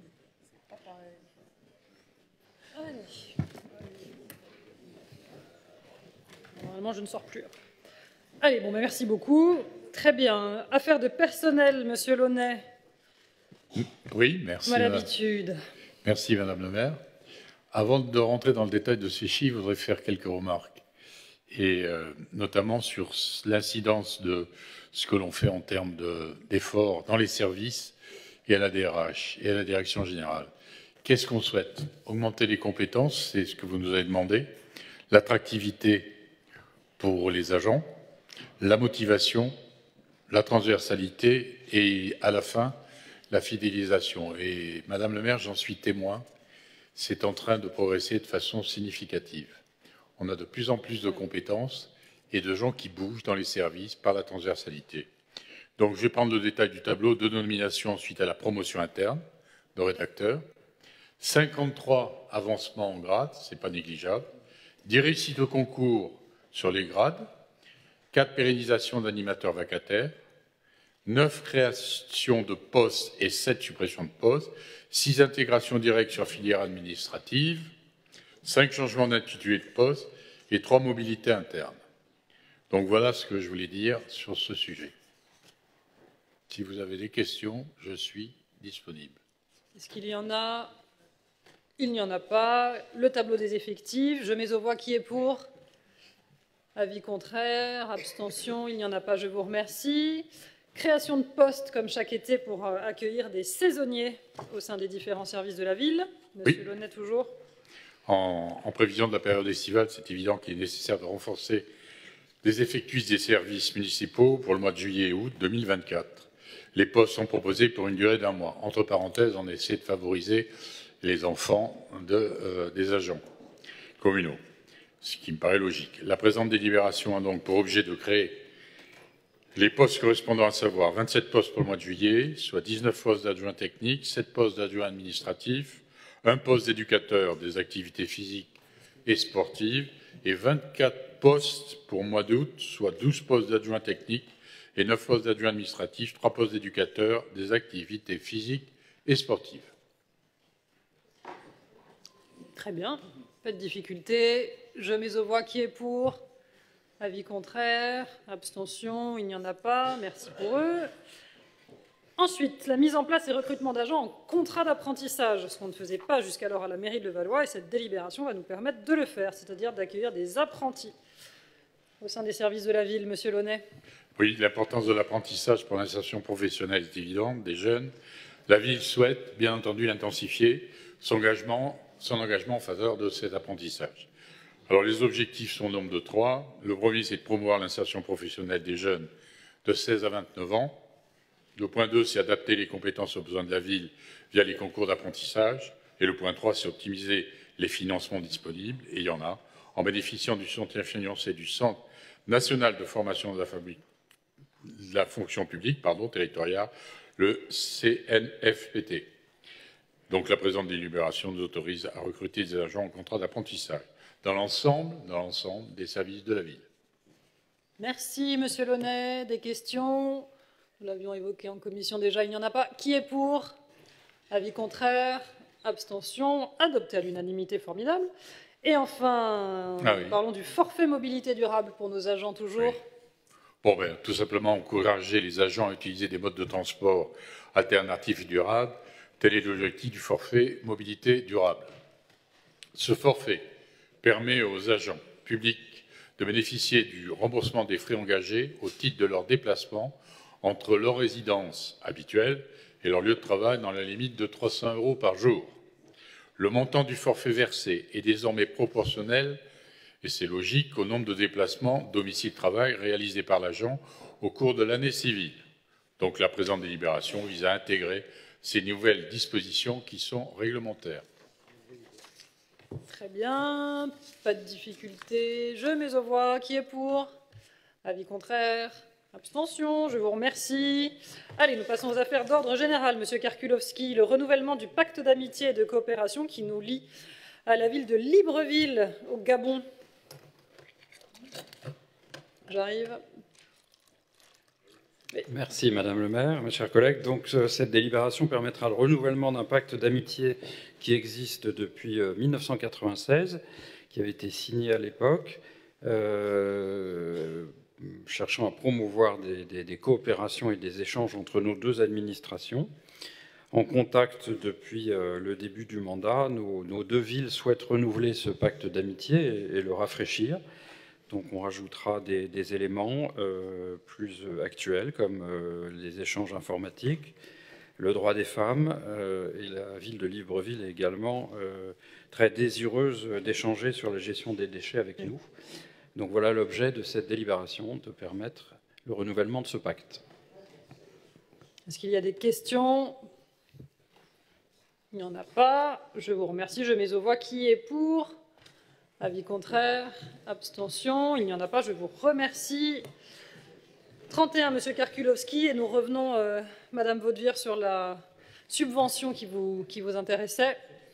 Voilà, donc il s'agit de faire autoriser par le conseil municipal une subvention de 5 000 € inscrite au budget supplémentaire pour l'association LIS. L'association LIS et les institutions SINAI, association 1901, à but culturel et pédagogique, très implantée en région parisienne, à Paris notamment. Elle a un projet de création de centre de la culture et de la jeunesse que nous souhaitons accompagner. Donc il s'agit bien entendu d'éléments culturels et non pas cultuels. Le projet comprend un pôle pédagogique, un pôle numérique, et donc nous souhaitons l'accompagner pour l'aider par notre propre subvention et aussi lui permettre de souscrire à d'autres guichets comme le conseil régional. Effectivement, comme on l'avait expliqué en commission, Madame Vaudevire, en fait, cette subvention, elle est très modeste par rapport à l'ampleur du projet. Vous savez que c'est en fait ce centre culturel dans lequel il y aura effectivement un espace numérique, un espace culturel, un espace événementiel, etc. Il est attenant à l'école privée qui a ouvert rue Clément Bayard en septembre 2023, l'école du Rav Pesner, gérée par les institutions SINAI, effectivement. Donc c'est un espace complémentaire culturel et pédagogique. Tout est expliqué dans la délibération.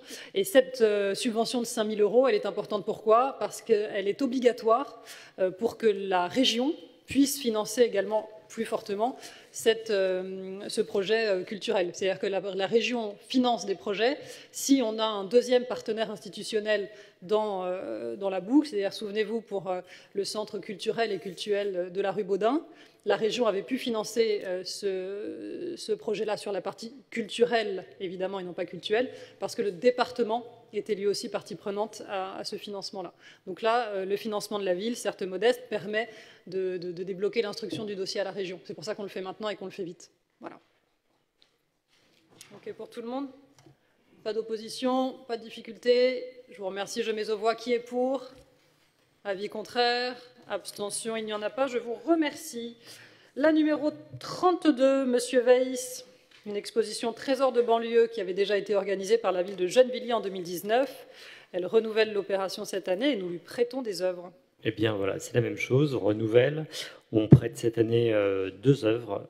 Les Grandes Heures de la Deux Chevaux, c'est un diplôme qui présente au président de la République de l'époque la Deux Chevaux qui sortait des usines de Levallois en 1948. Et puis une autre œuvre, Vue de Levallois, de Raphaël Renaud, qui est une huile sur toile peinte en 2005. Là, pas d'opposition à ce qu'on puisse prêter à la ville de Gennevilliers ses œuvres pour l'exposition. Je mets aux voix. Qui est pour? Avis contraire, abstention, il n'y en a pas, je vous remercie.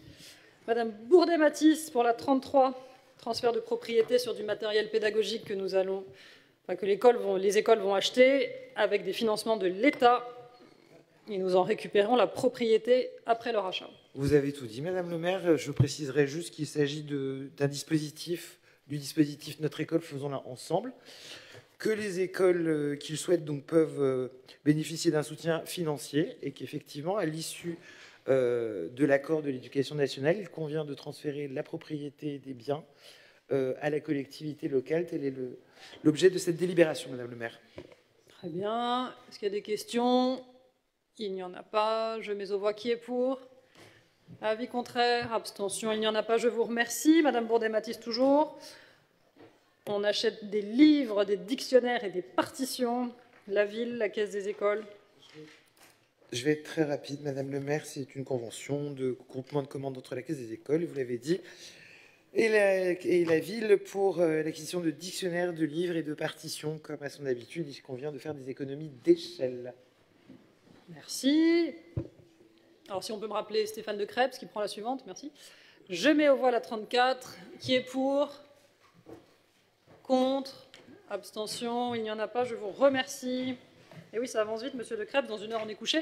Donc maintenant, c'est à vous avec la 35. Renouvellement d'adhésion à la centrale d'achat Seine et Yvelines numérique. Oui, Madame le maire, c'est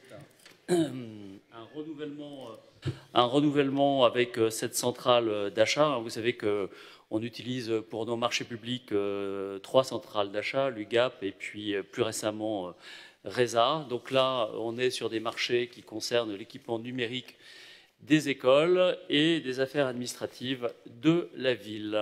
Voilà. Bien. Pas de questions. Je mets aux voix qui est pour. Avis contraire, abstention, je vous remercie. Les écotrophées, Madame Coville, 9e édition cette année, en lien avec la CCI des Hauts-de-Seine et l'établissement Paris-Ouest La Défense. 150 commerçants participants l'année dernière. Combien cette année, j'espère plus? Il y en a presque le double, Madame le maire. Nous arrivons à pas loin de 300 commerçants ayant répondu à l'appel, commerçants et artisans, je précise, qui sont donc volontaires d'être labellisés éco-défis et de récompenser les plus engagés par des éco-trophées. Les commerçants sont accompagnés pour réaliser ces défis par la CCI et le service du développement économique et le service développement durable, et ce qui nous permet de pouvoir annoncer le lancement de la 9e édition.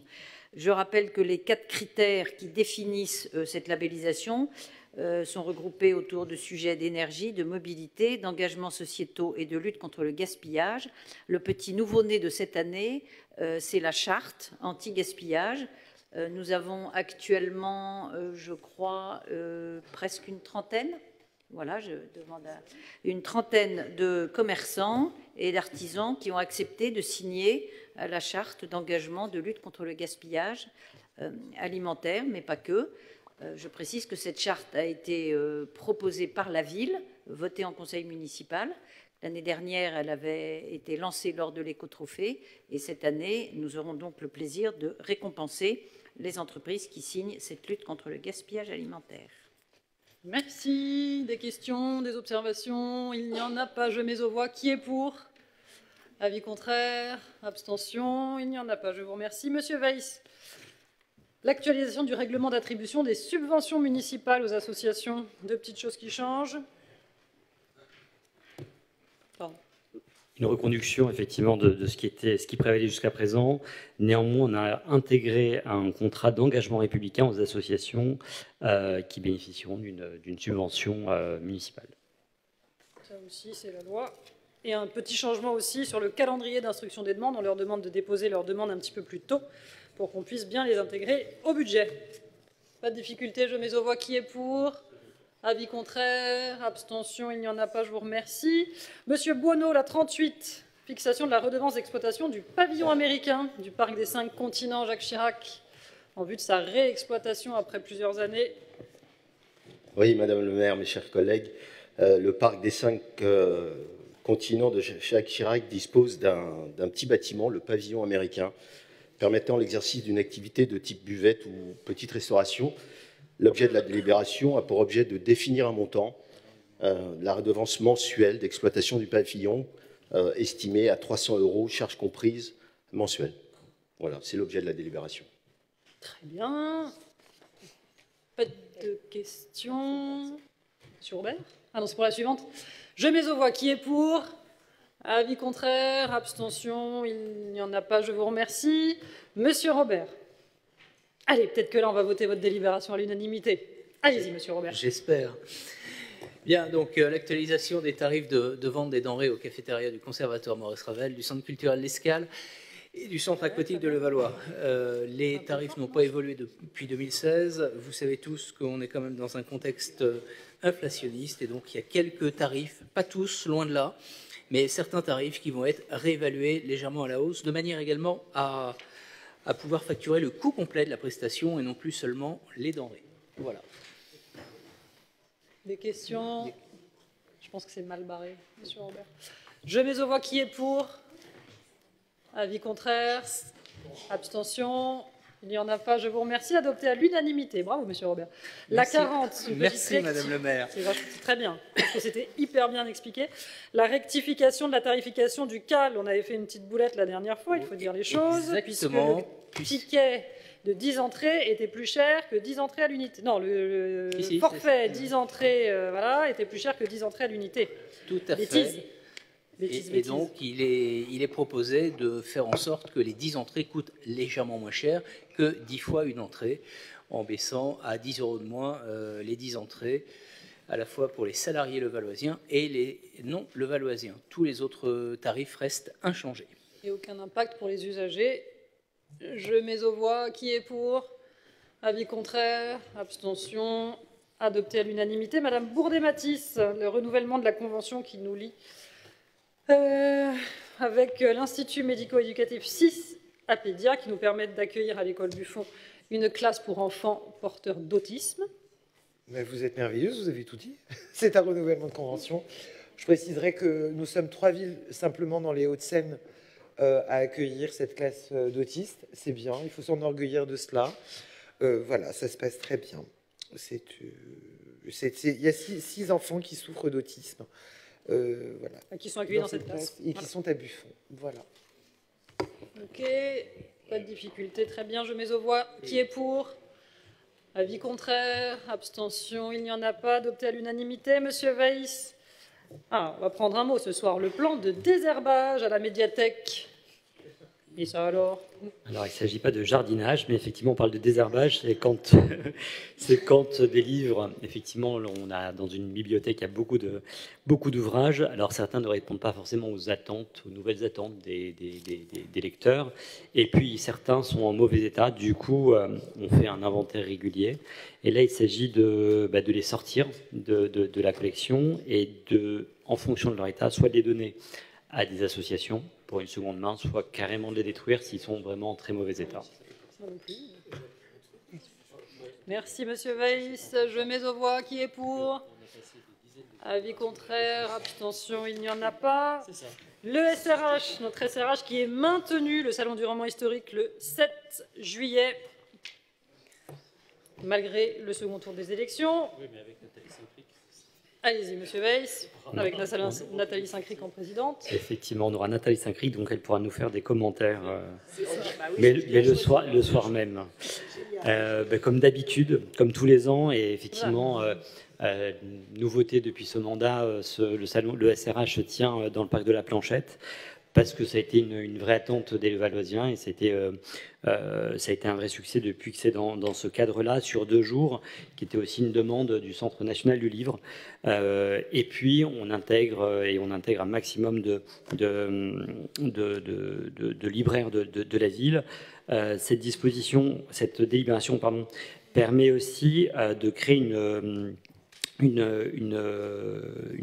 redevance d'exploitation qui permet au beau titre, notamment à Bulles de Savon, à Charles-Élite et à Dicitre, de créer une librairie provisoire, enfin éphémère, et une redevance est fixée entre 450 € et 750 € en fonction du chiffre d'affaires généré en N-1, voilà, comme l'année dernière. Rien n'a changé. Même tarification que l'année dernière, effectivement. Je mets aux voix. Qui est pour? Avis contraire? Abstention? Il n'y en a pas, je vous remercie. Alors, Madame Haddad, si vous voulez bien, est-ce qu'on peut faire le vœu de Levallois d'avenir avant? Comme ça, je sortirai. Encore une fois, j'en ai marre de sortir et de revenir. Ça vous va, Levallois d'avenir, de faire votre vœu maintenant? Merci. Monsieur Messatfa, c'est vous qui avez la parole pour présenter le vœu. Merci, Madame le maire. Le vœu est relatif à la journée nationale de réflexion sur le don d'organes et la greffe qui se déroulera le 22 juin, comme chaque année. Depuis le 1er janvier 2017, nous sommes tous, selon le principe du consentement présumé des donneurs potentiels. Cela signifie que chacun d'entre vous est un donneur si vous avez exprimé, sauf si vous avez exprimé votre refus de votre vivant, en vous inscrivant sur un registre ou auprès de votre famille. Chaque année, lors malheureusement des morts encéphaliques, les proches de chaque présumé donneur sont systématiquement interrogés sur la volonté du défunt lorsqu'un prélèvement d'organes est possible. Et si 80% des Français se déclarent favorables au don d'organes, c'est-à-dire que 20 ne le sont pas, 47% en ont discuté avec leurs proches. Et ce manque de communication gère un taux d'opposition de 36%. 36%, c'est pas rien, puisque c'est l'équivalent de 1500 greffes qui auraient pu être rendues possibles si la volonté du défunt avait été appliquée. Et depuis 30 ans, l'écart entre les greffes réalisées et les besoins ne cesse de se creuser. Grâce à une meilleure sensibilisation à la pratique de cette solidarité nationale, on pourrait sauver près de 1000 personnes chaque année. Par ailleurs, le don d'organes est un sujet aussi relatif au financement de notre système de santé. Si nous arrivons à réaliser 1500 greffes rénales supplémentaires par an, nous économiserions 8 milliards d'euros cumulés en 15 ans sur le coût des dialyses. Le rapport avec la ville est le suivant. On a un collectif qui s'appelle Greffe Plus et qui réunit l'ensemble des associations et fédérations qui œuvrent pour cette mission. Ce collectif a mis en place en janvier 2023 une action permettant aux villes de France de devenir des villes ambassadrices du don d'organes. L'objet de ce vœu, c'est donc de rejoindre cette démarche en prenant attache auprès du collectif Greffe Plus et en organisant avec eux et leur soutien des événements de sensibilisation sur ces sujets-là, mais aussi en installant des panneaux en entrée de ville avec le ruban vert, symbole des villes ambassadrices du don d'organes, pour pouvoir communiquer et permettre aux personnes qui passent devant d'échanger avec leurs proches et ainsi participer et contribuer à l'information et à sauver le plus de personnes possible. Merci, Monsieur Messatfa. Je vais laisser Monsieur Julien Denègre vous répondre. Merci, Madame le maire, mes chers collègues, Monsieur Messatfa. Je vous remercie d'évoquer ce soir le sujet très sensible de la situation de la greffe et du don d'organes en France. Les chiffres sont en effet édifiants, avec à ce jour 27 000 personnes en attente, dont 1000 d'entre elles, en effet, qui décéderont chaque année par manque d'organes. Ces personnes pourraient être sauvées tout simplement en baissant dans notre pays le taux d'opposition des familles au prélèvement d'organes. Le 15 mai dernier, avec mon collègue Philippe Launay, adjoint au maire, nous avons eu l'opportunité de rencontrer la présidente des laboratoires Astella Pharma France à l'occasion de l'inauguration de leur nouveau siège, place Marie-Jeanne Bassot à Levallois. Pour ceux qui ne le savent pas, Astella est depuis plus de 25 ans un leader mondial en transplantation et poursuit son engagement pour sensibiliser le plus grand nombre de dons d'organes grâce à l'accompagnement de la fondation Greffe de Vie qui fait partie du collectif Greffe Plus. À l'issue de ce rendez-vous, un courrier a été adressé à Madame le maire les jours suivants afin de la solliciter pour que le Vallois devienne ville ambassadrice du don d'organes. Et sachez que nombre d'élus ici présents connaissent l'importance de cette cause. J'ai ma carte. Si nous ne sommes pas favorables à l'installation de panneaux supplémentaires aux entrées de Levallois, le don d'organes étant avant tout une décision très personnelle et qu'à ce titre, toutes les positions doivent être respectées, Madame le maire a d'ores et déjà assuré au collectif Greffe Plus et au laboratoire Astella que leur campagne de sensibilisation ferait l'objet d'une large diffusion sur l'ensemble de nos supports et que si une conférence venait à être organisée, nous mettrions naturellement une salle à leur disposition. Comme vous pouvez le constater ce soir, Monsieur Messatfa, la majorité n'a donc pas attendu votre vœu pour travailler sur un sujet qui dépasse les clivages. Et il est bien dommage que sur sur ce sujet, vous fassiez preuve d'individualisme, avec le seul objectif d'en récolter peut-être les louanges. Un simple message à Madame le maire ou à son cabinet vous aurait permis de savoir, comme ce soir, si la majorité municipale avait déjà initié des actions en ce sens et vous auriez évité de rallonger un conseil déjà très long. Ah non, ça, du coup, ça marche plus, mais bon, c'est pas grave. En l'état, vous comprendrez qu'il ne n'est pas possible de voter un vœu appelant à tâche avec le collectif Grève Plus, dès lors que cette démarche a déjà été faite par la majorité. Toutefois, l'importance de ce sujet nous pouvant laisser place à de petites querelles politiciennes, nous vous proposons de faire preuve de hauteur et ainsi de voter un vœu modifié, reprenant, Monsieur Messatfa, votre première phrase et les 4 paragraphes suivants, et en y ajoutant un paragraphe final indiquant « À la suite des démarches initiées par les élus de la majorité, avec les laboratoires Astella Pharma et le collectif Grève Plus, la ville de Levallois s'engage à diffuser largement les campagnes de sensibilisation du collectif Grève Plus et de l'accompagner dans l'organisation d'événements de sensibilisation et d'information à Levallois. Je suis convaincu de l'intérêt général porté par ce vœu modifié qui permettra une adoption à l'unanimité. Merci beaucoup, Monsieur Denègre. Monsieur Jean-Baptiste Cavallini, vous avez demandé la parole. Non, excusez-moi. Ah non Non, j'ai une petite question pour Monsieur Denègre, puisque je suis assez étonné. Enfin, je vous remercie de voter notre vœu, c'est extraordinaire. Vous reprochez à Monsieur Messatfa une démarche individuelle, c'est ça, pour en récolter des supposés bénéfices. Mais si vous pouvez relire ce que vous avez dit là sur le paragraphe que vous rajoutez, vous marquez grâce à l'action de la majorité municipale.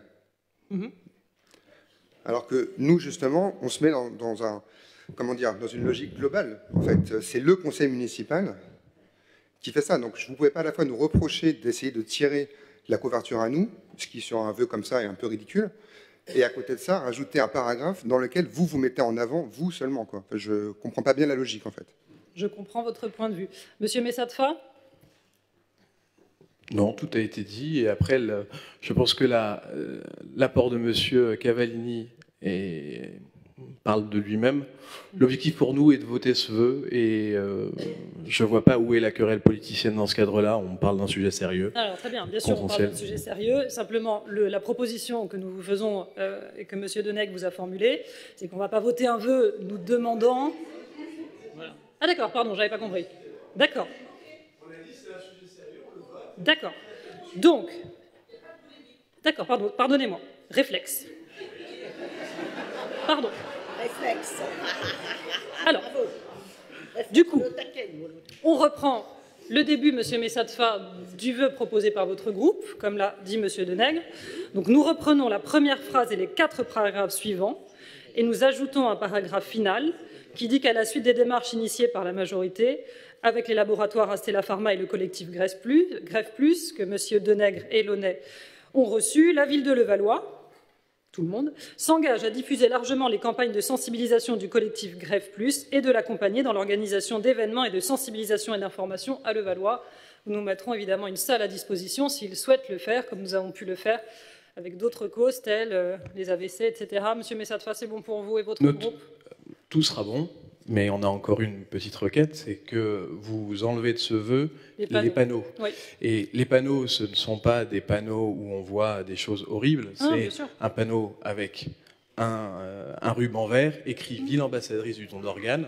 Nous partageons parfaitement le fait que le don d'organes est une question individuelle et personnelle. Nous voulons juste laisser aux personnes la possibilité d'en parler. Quand on rentre dans la ville de Levallois et sur ces panneaux-là, on voit plein de choses, des labels. On voit ici la région finance votre ville, ce qui est très bien, ce qui est vrai. Mais je pense que ces panneaux-là peuvent avoir aussi leur place dans notre entrée de ville quand on voit ceux qui y sont déjà. Je comprends votre position encore une fois. Maintenant, toutes les causes sont effectivement nobles et méritent d'être défendues et d'avoir de la visibilité. Et maintenant, démultiplier les panneaux en entrée de ville, c'est pas quelque chose que l'on souhaite. On a clairement limité maintenant. C'est-à-dire que vous avez regardé, on a eu le label ville prudente. Je suis pas sûre qu'on l'ait mis en entrée de ville, par exemple. C'est-à-dire qu'on arrête d'en mettre, en mettre. On se concentre sur les labels qui sont assez historiques à Levallois et sur lesquels on a une vraie volonté de les mettre en avant. Je pense à ville et village fleuris ou des choses comme ça, ou les impressionnistes, etc. Mais effectivement, sur le panneau de ville, on ne souhaite pas multiplier davantage les panneaux en entrée de ville. Voilà. Est-ce que tout le monde s'entend? Madame Courade, peut-être une explication de vote? Oui, on va voter pour, évidemment, le vœu. Sur les panneaux, pour le coup, j'apporte une nuance. Je pense que ça a plus d'intérêt que ville numérique, ville fleurie ou d'autres considérations. Même si c'est important, je l'entends. Je pense qu'en ordre de priorité, on aurait pu privilégier ces panneaux. Ok. En tout cas, je vais mettre aux voix ce vœu ainsi adapté. Qui est pour? Avis contraire, abstention, il n'y en a pas, adopté à l'unanimité. Je vais laisser la parole à Madame Haddad pour le dernier point sur lequel je dois sortir la demande de protection fonctionnelle. Et il reviendra à Madame Haddad, une fois cette délibération passée, de lever la séance. Merci beaucoup. Madame Haddad. 1, 2, 1. Tu vas te faire mieux, toi. Ah, on a un maire avec un grand sens de l'humour, fort heureusement pour nous.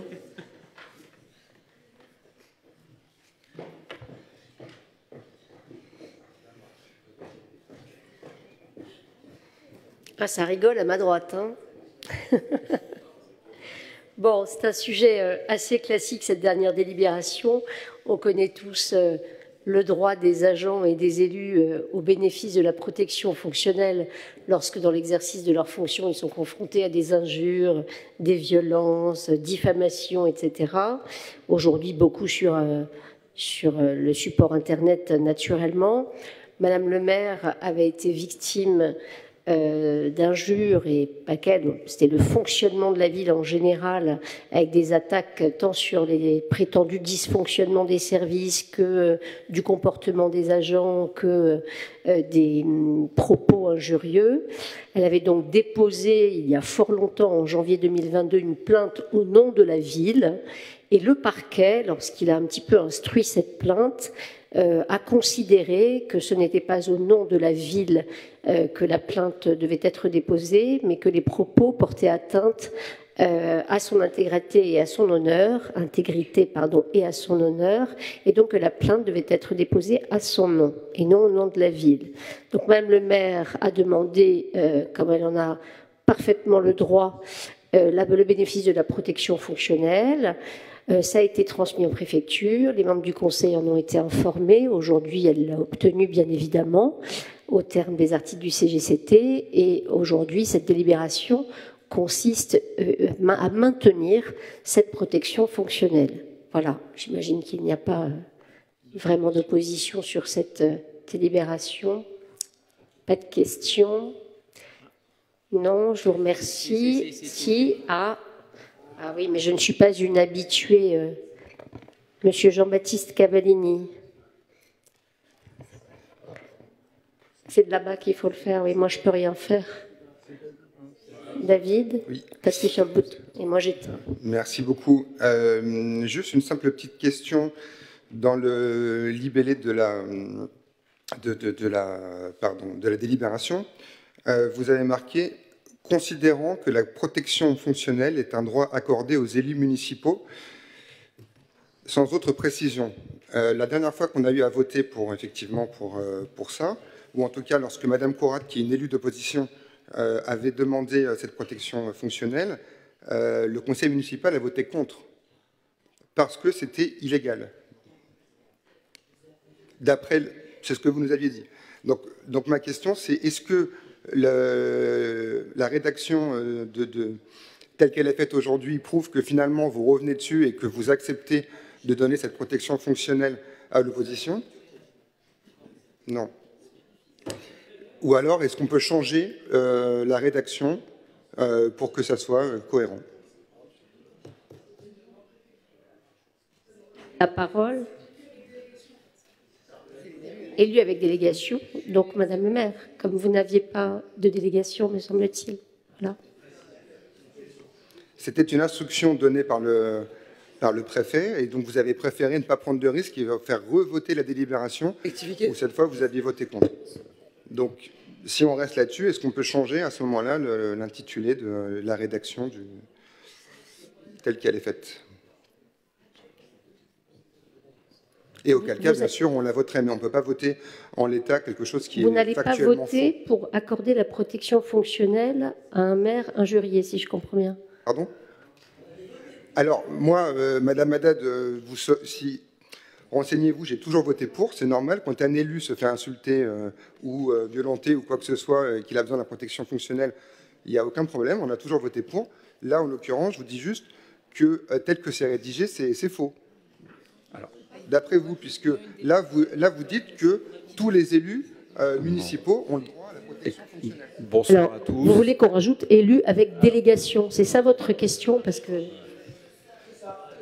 Si vous me permettez, je vais juste intervenir pour préciser le fait que nous sommes dans un nouveau mécanisme d'attribution. Hein. Vous n'êtes pas sans savoir que le texte a évolué il y a quelques mois. Donc aujourd'hui, quand un élu qui dispose d'une délégation, je le précise, c'est toujours en vigueur, il demande la protection fonctionnelle par un courrier. Celui-ci est adressé, Madame Haddad vous l'a bien dit, en préfecture.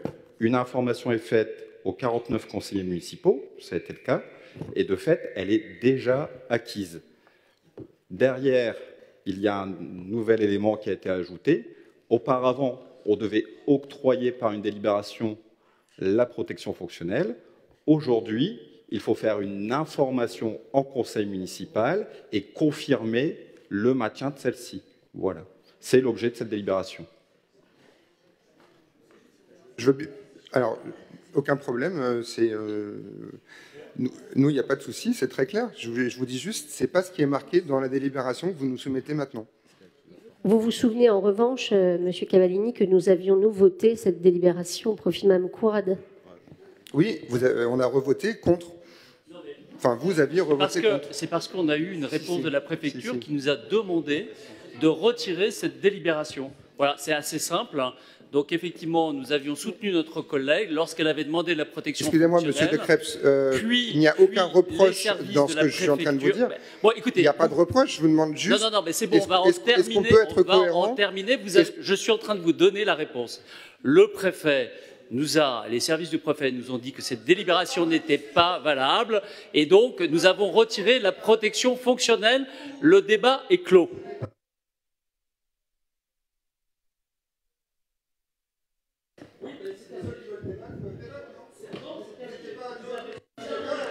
Bon, je pense que vous avez posé votre question, on vous a expliqué par deux fois, le premier temps, le second temps. Donc, s'il n'y a plus d'autres observations, on va lever la séance du conseil municipal et vous souhaiter une très belle soirée.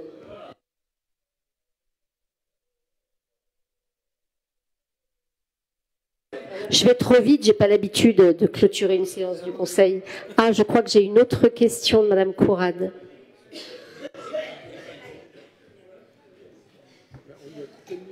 On lui a coupé la chic à Madame Courade.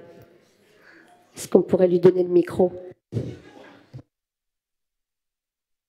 Je peux pas. Ah, ça y est. Merci. En fait, je pense que le sujet sur la protection fonctionnelle que je demandais n'était pas le sujet. Je crois que, si je comprends bien la remarque du groupe d'en face, la question est de savoir si, au premier considérant, on peut rajouter à la phrase « Considérant que la protection fonctionnelle est en droit accordé aux élus municipaux », c'est « avec délégation ». Est-ce qu'il est possible de changer juste cette phrase? C'est tout. C'est la seule question qui est posée. De rien. Bonsoir. En fait, il y a une polémique pour rien parce que si vous regardez les visas, on vise les bons textes. Donc, de facto, de toute façon, c'est les élus et il y a une délégation. Donc, c'est superfétatoire de rajouter cette disposition dès lors que c'est indiqué dans les visas. Voilà.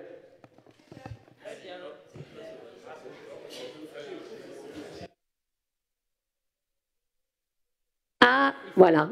Donc maintenant, nous sommes en mesure de voter. Qui vote pour? Contre? Abstention? Il n'y en a pas. Je vous en remercie et de nouveau vous souhaite une belle soirée. Je lève la séance.